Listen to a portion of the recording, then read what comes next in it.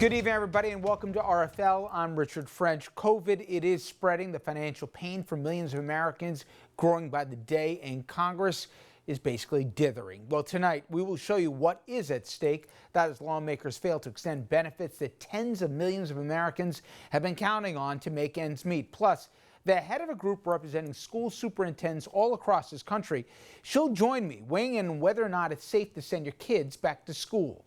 Then, ABC News chief medical correspondent Dr. Jen Ashton, she'll discuss the COVID outbreak and whether or not it is actually, as the president says, under control. Also, we will show you the damage that Isaias has done as the storm slammed the East Coast today. But before we get to any of that, I want to play extended chunks for you of an interview that the president did with Jonathan Swan of Axios. And I got to tell you, as interviews with this president go and as frustrating as they can be, this interview is as remarkable as I can remember for many reasons, including how the president continues to describe, frankly, an alternate reality when it comes to COVID. I've covered you for a long time. I've gone to your rallies. I've talked to your people. They love you. They listen to you. They listen to every word you say. They hang on your every word. They don't listen to me or the media or Fauci. They think we're fake news. They want to get their advice from you. And so when they hear you say everything's under control, don't worry about wearing masks, I mean, these are people, many of them are older people, What's Mr. President. What's your definition of control? Yeah, under the It's giving them a false sense of security. Now, I think it's under control. I'll tell you what. How? 1,000 Americans are dying a day. They are dying. That's true. And it is what it is. But that doesn't mean we aren't doing everything we can. It's under control as much as you can control it. This is a horrible plague that beset us. By June, we knew things were bad. And, you know, the last time I was with you was the day before your Tulsa rally in the Oval. And, you know, you were saying big, huge crowd, it was indoors. By the way, these people, they listen to you. Excuse me, Jennifer. Yeah. We had a 19,000 seat stadium. First of all, we had 12,000 people, not 6,000, which you reported and other people reported. But you couldn't even get in. It was like an armed camp. Why would you have wanted that? They had 120 Black Lives Matter people. I understand, but why would you have wanted a huge crowd? We had a tremendous crowd. We had tremendous response. You couldn't even, it was like an armed camp. You couldn't even get through. You couldn't get anybody in. But we had 12,000 people. It was incorrectly reported. The other thing we had that nobody wants to talk about, so Fox broadcast it. It was the highest rating in the history of Fox Television, Saturday night. It was the highest rating. When can you commit, by what date, that every American will have access to the same day testing that you get here in the White House? Well, we have great testing. We're doing, and by what date? People do. Let me explain the testing. We have tested more people than any other country, than all of Europe put together ×2. We have tested more people than anybody ever thought of. India has 1.4 billion people. They've done 11 million tests. We've done 55. It'll be close to 60 million tests. And, you know, there are those that say, you can test too much. You do know that. Who says that? Oh, just read the manuals, read the books. Manuals? Read the What books. manuals? Read the books. What books? What testing does wait a minute, John. Let me explain. What testing does, it shows cases. It shows where there may be cases. Other countries test. You know when they test? They test when somebody's sick. That's when they test. And I'm not saying they're right or wrong. Nobody's done it like we've done it. We've gotten absolutely no credit for it. But we've come up with so many different tests. The only thing that we have now is some people have to wait longer than we'd like them to. It's a big problem. We want point to point. We want to have a 5-minute to a 15-minute test. But when do you think we'll have it for everyone? I think that you will have that relatively soon. I mean, again, what does that mean? You already have half. Yeah. I would much rather get back to you because I don't want to have you That's write fine. in 1 month. That's I fine. didn't make it. I missed it by a day. And it's a headline. Mr. President, I want to talk about the federal intervention. Excuse me, one thing I would say about testing. Because we test so much, we show cases. So we show many, many cases. We show tremendous number of, I know you're smiling when I say that. No, but come on, I mean, I've heard you say this, Other countries don't test like we do, so they don't show cases. Just a couple of points on that. I wasn't going to continue on the testing, but you said it. So We're testing so much because it's spread so far in America. We're testing so much because we had the ability to test. Okay. Because we came up with tests. But South Korea... Jonathan, we didn't even have a test. When I took over, we didn't even have a test. Now, in all fairness, why would you have a test? There was no test. The virus for didn't this. exist. How would you have a test? I was going to say, okay. There was no test for this new. We didn't have a test because there was no test. Of course. In a very short order, we got one test, we got another test. It was broken, the first one. Many of those tests are now obsolete because we've, it's called science, and all of a sudden something's better.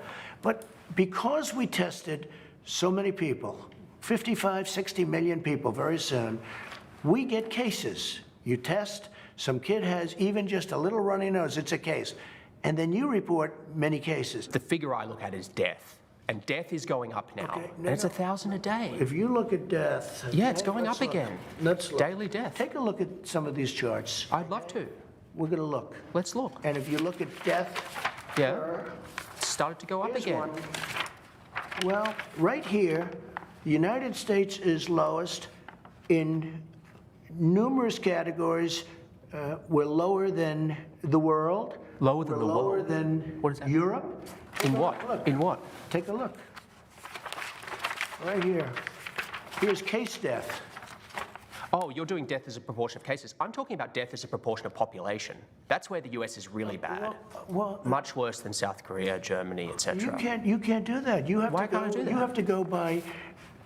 have to go by where, look, here is the United States. You have to go by the cases. The cases. Why not as a proportion of population? When we have somebody, what it says is when you have somebody that has, where there's a case, the people that live from those cases. It's surely a relevant statistic to say if the US has X population and X percentage of death of that population versus South Korea. You have to go by the cases. Well, look at South Korea, for example. 51 million population, 300 deaths.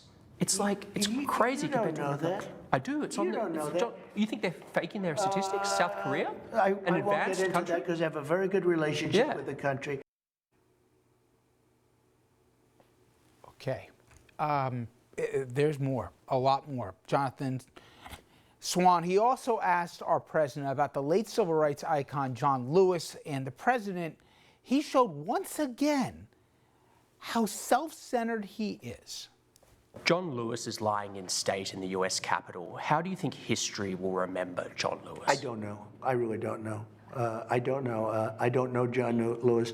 He chose not to come to my inauguration. He chose, I never met John Lewis, actually, I don't believe. Do you find him impressive? I can't say one way or the other. I find a lot of people impressive. I find many people not impressive, but no, but I didn't go. Do you find his story impressive? He didn't come to my inauguration.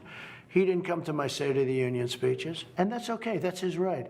And again, nobody has done more for black Americans than I have. I understand. He should have come. I think he made a big mistake. But taking your relationship with him out of it, do you find his story impressive, what he's done for this country? He was a person that devoted a lot of energy and a lot of heart to civil rights, but there were many others also. If you look at what I've done for colleges, for black colleges and universities, I got them funding. Obama never did it. I did more for the black community than anybody, with the possible exception of Abraham Lincoln, whether you like it or not. People say, oh, that's interesting. You believe you did more than Lyndon Johnson, who passed the Civil Rights Act? I think I did, yeah. How? Because I got criminal justice reform done. I got prison reform. Lyndon Johnson. I've done things. Well, he passed the Civil Rights Act. How has it worked out? If you take a look at what Lyndon Johnson did. You think the Civil Rights Act was a mistake? How has it worked out? Because frankly, it took a long time. Okay. Let's wrap up now with Swan asking Trump about Russia and Vladimir Putin. Mr. President, different subject. It's been widely reported that the US has intelligence indicating that Russia paid bounties or offered to pay bounties to Taliban fighters to kill American soldiers. You had a phone call with Vladimir Putin on July 23rd. Did you bring up this issue? No, that was a phone call to discuss other things, and frankly, that's an issue that many people said was fake news. Who said it was fake news? I think a lot of people. If you look at some of the wonderful folks from the Bush administration, some of them not any friends of mine, we're saying that it's a fake issue. The reason I say this is even if you don't believe this particular piece of intelligence, and there is dispute, no doubt there is dispute in the intelligence community about it, your former, John Nicholson, former head of forces in Afghanistan, said, and this is when he was working for you, that Russia is supplying weapons to the Taliban. Isn't that enough to challenge Putin over the killings of US soldiers? Well, we supplied weapons when they were fighting Russia too. You know, when they were fighting with the Taliban in Afghanistan. It's a different era. Well, it's a different. I'm just saying, yes. But does that?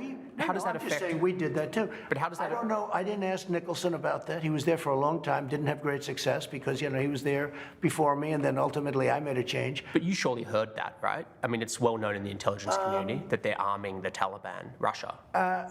I don't know. When you say arming, is supplying weapons. Paying, or they? Russia is supplying weapons and money to the Taliban. I have heard that, but it's never it's never reached my desk.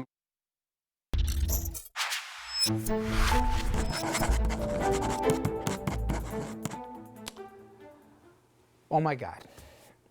To my friends who still out there hold out hope that a man that they entrusted nearly 4 years ago would do right by America. After you see that, have you finally seen enough?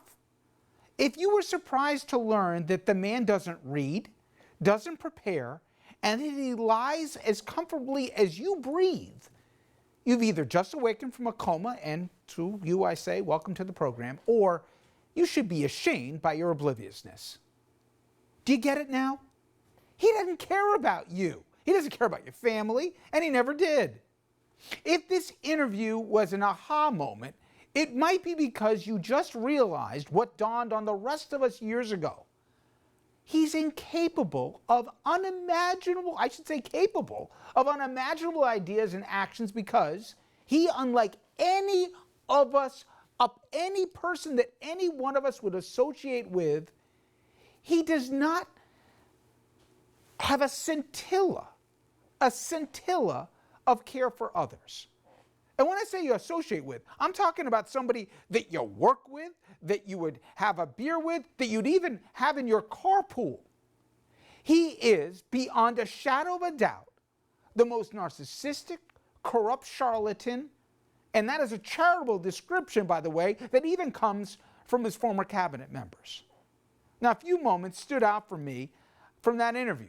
When Trump was asked about the COVID spread from attendees of his disastrous, sparsely attended Tulsa rally, and yes, it was 6,000 that went there and left hundreds sick, and possibly, by the way, even killed Herman Cain, who was in attendance unmasked that day, what was Trump's immediate reaction?